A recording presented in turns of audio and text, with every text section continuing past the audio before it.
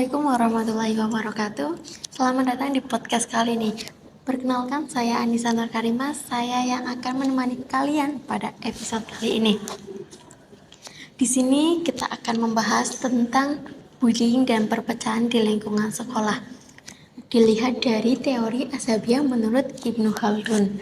Seperti yang kita tahu, sekolah adalah tempat untuk belajar, berteman, dan juga saling mendukung. Namun pada kenyataannya masih banyak terjadi bullying, pengucilan, hingga terbentuknya kelompok-kelompok yang menyebabkan terjadinya perpecahan antar siswa. Di sini saya tidak sendiri, saya ditemani oleh narasumber yang luar biasa pada kali ini.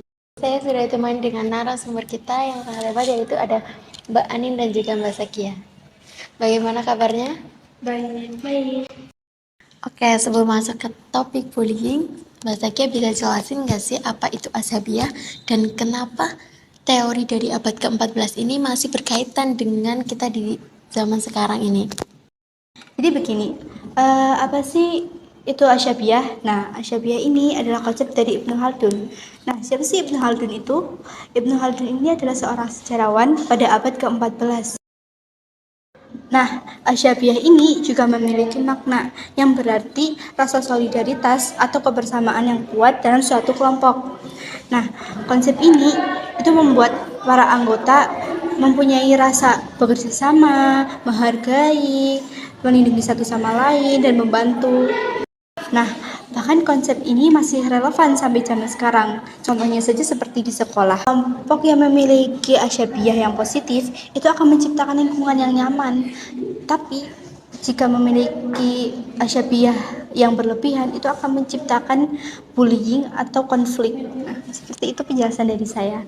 Jadi Ashabiyah itu adalah ikatan yang membuat orang-orang di satu kelompok itu rela berkorban, rela melindungi, bahkan rela bela satu sama lain. Nah, buat Mbak Anin, aku mau tanya nih, sebenarnya bullying di sekolah itu merupakan fenomena apa sih? Dan kira-kira teori Ashabiyah ini bisa bantu jelasin kenapa bullying itu bisa terjadi? Oke, jadi bullying itu sebenarnya bukan masalah individu, melainkan pada kenyataannya bullying itu adalah fenomena sosial. Dalam perspektif Ibnu Khaldun, bullying itu bisa dianggap sebagai Ashabiyah yang hilang arah. Sebenarnya membentuk suatu kelompok itu adalah hal yang wajar dan juga sehat. Nah, muncullah kenapa bisa menjadi suatu masalah itu karena ketika solidaritas itu berubah menjadi eksklusif. Nah, jadi kalau misal solidaritas itu sudah berubah menjadi eksklusif, itu pasti akan terjadinya perbedaan atau adanya pengucilan, bahkan sehingga orang-orang yang di luar kelompok itu dianggap sebagai musuh. Oke, jadi bullying itu sebenarnya adalah Ashabiyah yang salah arah. Oke, nah biasanya kan kita lihat tuh kayak di sekolah tuh banyak banget geng-gengan yang nggak mau campur satu sama lain, bahkan biasanya sampai berantem tuh. Nah, Mbak Zakia, menurut Ibnu Khaldun, apa yang terjadi kalau Ashabiyah antar kelompok ini saling berbenturan? Oke, jadi begini, menurut Ibnu Khaldun, jika dua kelompok tersebut memiliki Ashabiyah yang kuat dan saling bersaing, memang konflik seperti itu sering muncul. Contohnya saja seperti di sekolah. Nah, sekolah itu jika kelompok-kelompok itu hanya mementingkan geng-gengnya sendiri, lalu terjadi perpecahan, jadi konflik seperti itu bisa saja muncul gitu. Bahkan ada yang suatu kelompok yang mencari musuhnya sendiri agar anggota-anggotanya itu tetap kompak gitu. Oke, kita udah tahu nih diagnosanya.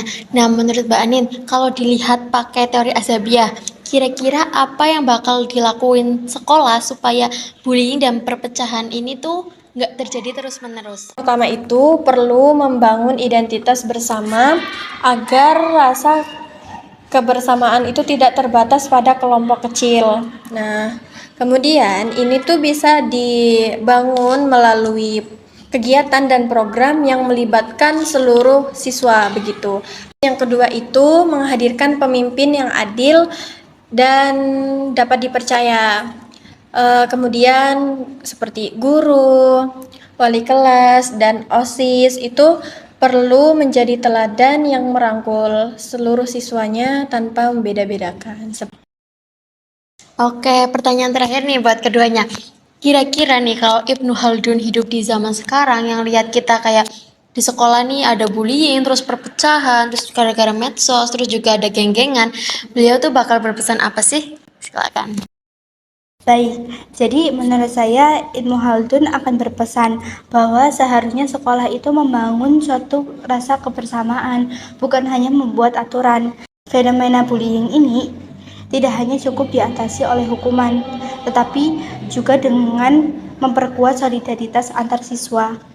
Oke, saya setuju. Menurut Ibnu Khaldun, perilaku anak itu juga dipengaruhi oleh lingkungan dan kelompok sosialnya.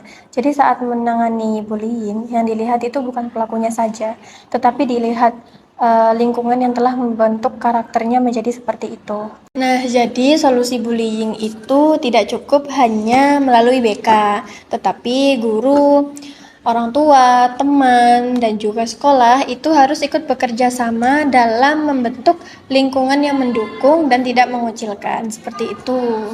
Luar biasa sekali pembahasan kita pada diskusi kali ini. Jadi dari diskusi tadi kita bisa melihat bahwa pemikiran Ibnu Khaldun yang sudah hidup ratusan tahun lalu ternyata masih sangat relevan untuk memahami kondisi sosial di lingkungan sekolah pada saat ini.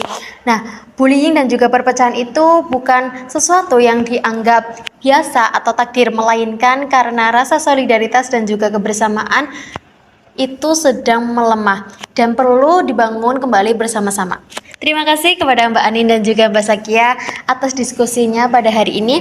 Terima kasih. Wassalamualaikum warahmatullahi wabarakatuh.